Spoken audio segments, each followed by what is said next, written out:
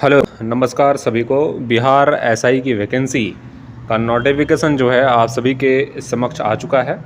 यहाँ पे कुछ डिटेल्स इस वैकेंसी रिलेटेड, क्या क्राइटेरिया हैं, क्वालिफिकेशन क्या है, फ़ी क्या लगेगा, सीटों की संख्या क्या है और अन्य जानकारियाँ जितनी भी ज़रूरी और आवश्यक जानकारियाँ आप सभी को प्राप्त करनी है, वो सभी इस वीडियो में आपको प्राप्त हो जाएगा और बहुत कम समय में बहुत कुछ आपको इस वीडियो में जानने को मिलेगा।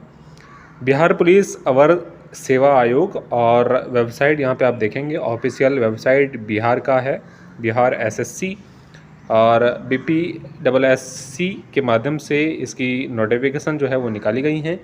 आवेदन ऑनलाइन की अंतिम तिथि जो है वो 26 अक्टूबर, यहाँ पे इसको ध्यान में आप लोग थोड़ा रखिएगा क्योंकि विद्यार्थी यहीं पे जो है वो गड़बड़ कर बैठते हैं और अंतिम समय में जब फॉर्म डालने जाते हैं तो वहाँ पे सर्वर में कुछ ना कुछ समस्याएं रहती हैं, जिसके चलते जो है वो फॉर्म सबमिट नहीं कर पाते हैं।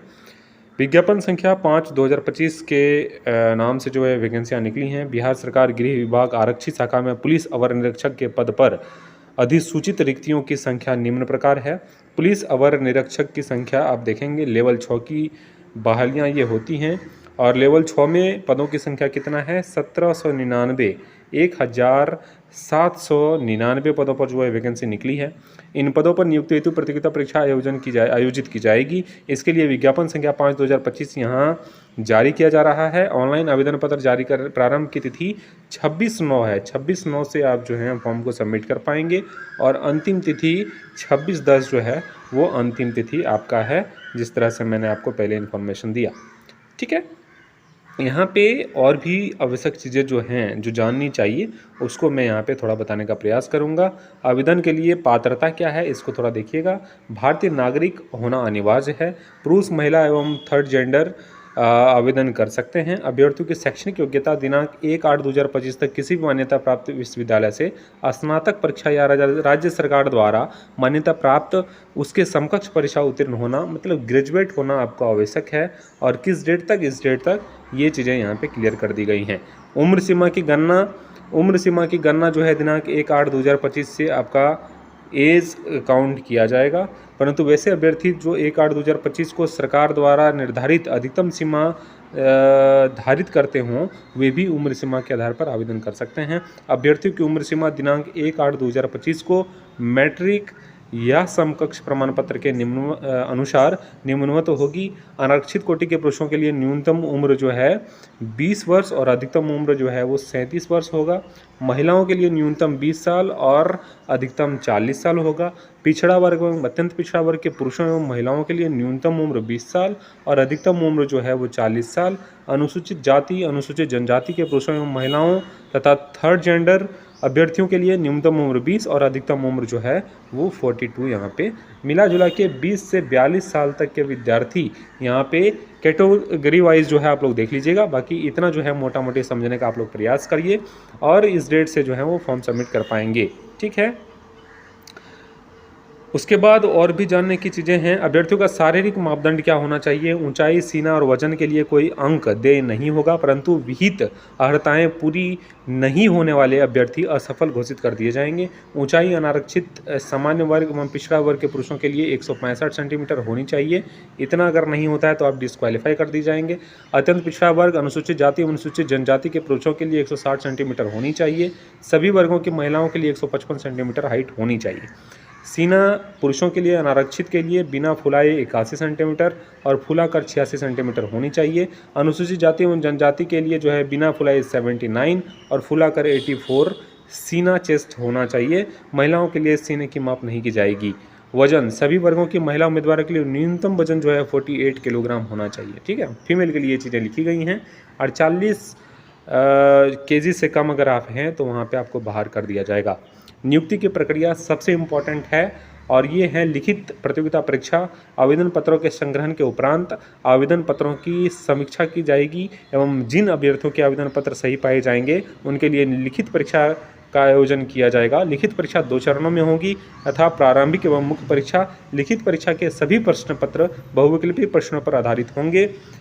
प्रश्न चरण देखेंगे। प्रारंभिक परीक्षा में 200 अंकों का एक पत्र होगा जिसमें प्रश्नों की कुल संख्या 100 होगी, मतलब पर क्वेश्चन 2 नंबर का होगा। एवं परीक्षा की अवधि 2 घंटे की होगी। उक्त पत्र में सामान्य ज्ञान एवं समसामयिकी मुद्दों से संबंधित प्रश्न पूछे जाएंगे। इसमें 30% से कम अंक प्राप्त करने वाले विद्यार्थी मुख्य परीक्षा के लिए असफल घोषित किए जाएंगे।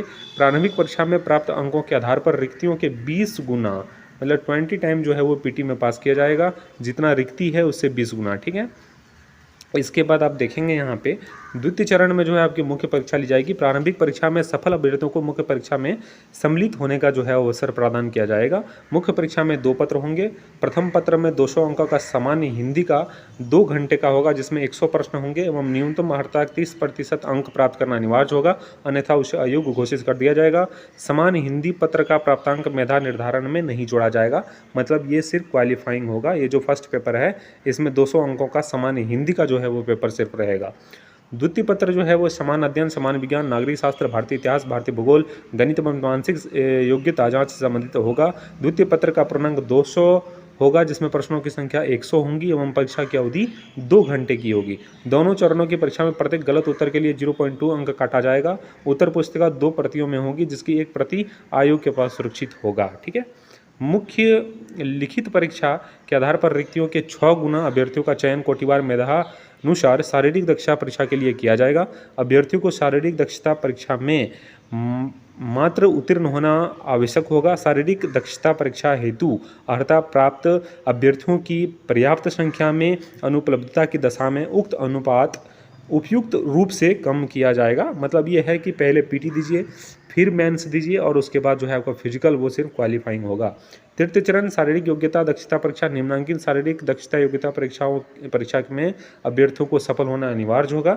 इसमें दौड़ कितना है वो थोड़ा देख लीजिएगा। सभी कोटि के पुरुषों के लिए 1 मील मतलब 1.6 किलोमीटर की दौड़ के समय कितना देगा, 6 मिनट और 30 सेकंड जो है आपका समय दिया जाएगा। अधिक समय लेने वाले अभ्यर्थी अयोग्य घोषित किए जाएंगे। मतलब 1600 मीटर आपको 6 मिनट 30 सेकंड में दौड़ना है। सभी कोटि की महिलाओं के लिए 1 किलोमीटर की दौड़ के लिए समय कितना है, 6 मिनट। 1 किलोमीटर कितना में दौड़ना है, 6 मिनट। ऊंची कूद क्या है, सभी कोटि के पुरुषों के लिए न्यूनतम 4 फीट जो है ऊंची कूद है और सभी कोटि की महिलाओं के लिए जो है वो न्यूनतम 3 फीट ऊंची कूद है। लंबी कूद पुरुषों के लिए 12 फीट है न्यूनतम और महिलाओं के लिए जो है वो 9 फीट निर्धारित किया गया है। गोला फेंक 16 पाउंड का गोला न्यूनतम फेंकना है आप सभी विद्यार्थियों को, और सभी कोटि की महिलाओं को 12 पाउंड जो है वो फेंकना है। 10 फीट फेंकना, क्या लिखा है यहाँ पे, 12 पाउंड का गोला न्यूनतम 10 फीट फेंकना है, सॉरी, और 16 पाउंड का गोला जो है वो न्यूनतम 16 फीट आप सभी विद्यार्थियों को फेंकना है। इसको ध्यान में आप लोग रखिएगा। उसके बाद जो है आपका फाइनल डॉक्यूमेंट वेरिफिकेशन होगा और सिलेक्शन हो जाएगा। थोड़ा यहाँ निरीक्षक पद की रिक्तियों का विवरण देख लेते हैं। अनुसूचित जाति के लिए 210 पद निकल कर आया है और इसमें महिलाओं को आरक्षित पद जो है क्षैतिज रूप से आरक्षित पद, इसमें यहाँ पे सीटों की संख्या यहाँ पे दिया गया है। अनुसूचित जाति के लिए 15, अत्यंत पिछड़ा वर्ग के लिए 273, पिछड़ा वर्ग के लिए 222, पिछड़े वर्गों की महिला के लिए 42, अनारक्षित के लिए 850, आर्थिक रूप से कमजोर के लिए 180, इतनी सीटों का बंटवारा। ट्रांसजेंडर के लिए 7, टोटल 1799 पोस्ट हैं। उसमें महिलाओं के लिए 614 क्षैतिज आरक्षण के पद जो हैं वो भी यहाँ पे अंकित हैं, ठीक है। इतनी चीज़ें आपको समझ में आ गई होंगी और इसके बाद जो भी ज़रूरी चीज़ें होंगी वो मेरे माध्यम से बताने का प्रयास आप सभी विद्यार्थियों के लिए किया जाएगा। इस चैनल को सब्सक्राइब करके बेल आइकन को दबा लीजिएगा। किस तरह से फॉर्म को सबमिट करना है उसकी भी जानकारी मैं आप सभी विद्यार्थियों को वीडियो बनाकर बता दूंगा, ताकि आप सभी विद्यार्थी कोई भी गलती ना करें फॉर्म भरने के टाइम और आप सुरक्षित ढंग से फॉर्म भरते हुए परीक्षा में शामिल होकर अपना एक सीट पक्का कर सके। इस चैनल को सब्सक्राइब करके बेल आइकन को दबा लीजिएगा। आप सभी का शुक्रिया, धन्यवाद।